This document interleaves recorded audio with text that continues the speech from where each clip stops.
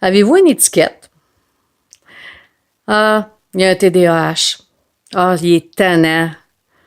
C'est un enfant timide. C'est un enfant anxieux. OK. Un enfant TDAH. Voyons les forces qu'il y a plutôt. Hein? Voyons toutes les aptitudes qu'il y a, cet enfant-là. Puis TDAH, pourquoi pas travailler?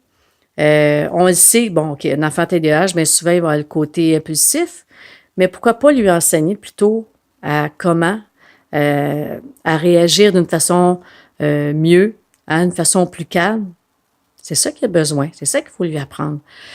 Pas parce qu'un un TDAH ou que ce soit un TSA ou peu importe l'étiquette qu'on lui met, ce n'est pas une raison de pas lui apprendre le savoir-vivre, un savoir-être et un savoir-faire. D'accord? Le TDAH va aider à comprendre pourquoi il réagit comme ça. Mais ce n'est pas une excuse de ne pas lui enseigner, par exemple. Okay? Il y a de la misère dans son organisation, mais on lui a enseigné, lui, à être plus organisé, que ce soit à l'école ou peu importe. Comprenez ce que je veux dire? Ah, il est tannant. OK. Ça, je l'entends souvent, celle-là. Il est tannant. Mais à force, l'enfant, à force d'entendre ça, t'es tannant, puis t'es tannant, puis t'es tannant. Et l'enfant ne veut pas déplaire à ses parents. Fait que qu'est-ce qu'il va faire? Il va agir pour vous plaire. Et il va être tannant.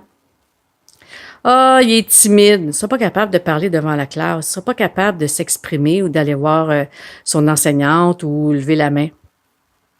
Un enfant timide, c'est souvent parce qu'on l'a freiné dans sa communication, qui voulait parler, qui veut parler, mais que, non, parle pas, je vais le faire à ta place.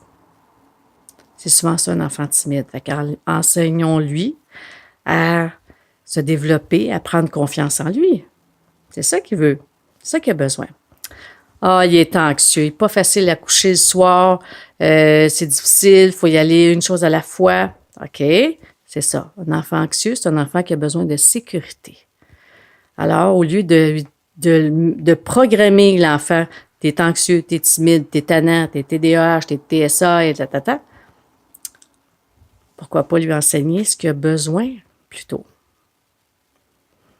J'espère que ces petits trucs peuvent vous aider. Et enlevons ça, ces étiquettes-là, puis voyons plutôt la personne qui est vraiment à l'intérieur et toutes ses forces, ses habiletés, ses passions qui ont à l'intérieur de lui.